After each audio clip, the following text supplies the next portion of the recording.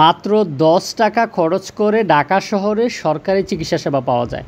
আমরা ঢাকা শহরে যারা থাকি কর্মব্যস্ততার কারণে আমাদের চিকিৎসা সেবার জন্য সরকারি হসপিটালে দ্বারস্থ হওয়া খুবই মুশকিল। আমরা এজন্য প্রাইভেট ক্লিনিক বা প্রাইভেট হসপিটালের প্রতি আমরা আসলে দ্বারস্থ হতে হয়। আর ওইখানগুলোতে আমাদেরকে অতিরিক্ত টাকা খরচ করতে হয়। কিন্তু আমাদের দেশে সরকার সরকারি চিকিৎসার জন্য যে কী পরিমাণ অর্থ ব্যয় করে এবং বাংলাদেশে যে সরকারি চিকিৎসা সেবার মানও আসলে ততটা খারাপ নয়। সমস্যা হচ্ছে আমরা নিজেরা আসলে সরকারি চিকিৎসা সেবাগুলোকে আমাদের আঞ্চলিক ভাষায় প্রবাদ আছে, মাগনা গরুর দাঁত নাই।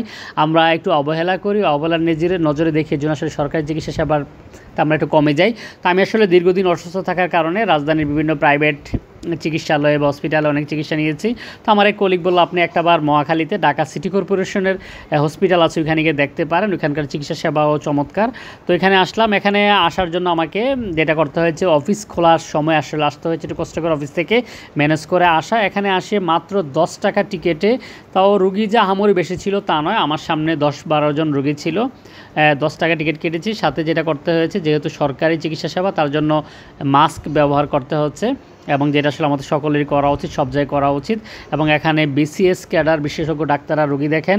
শুধু তাই নয় যে শুধু রুগী দেখছেন ফ্রিতে, পাশাপাশি এখানে কিন্তু যে সকল ঔষধগুলো প্রয়োজন সবগুলো ঔষধও দিয়ে দিচ্ছেন। তো আমার কাছে মনে হয় একটা চমৎকার সেবা। আমাদের উচিত প্রত্যেকেরই যে সরকারি চিকিৎসা সেবা নেওয়া উচিত, এবং আমরা যদি সরকারি চিকিৎসা সেবা নেই তাহলে দেশের চিকিৎসার মানও ভালো হবে। সবাই সরকারি চিকিৎসা সেবা নেবেন এই প্রত্যাশা শেষ করছি। কথা হবে। আল্লাহ হাফেজ।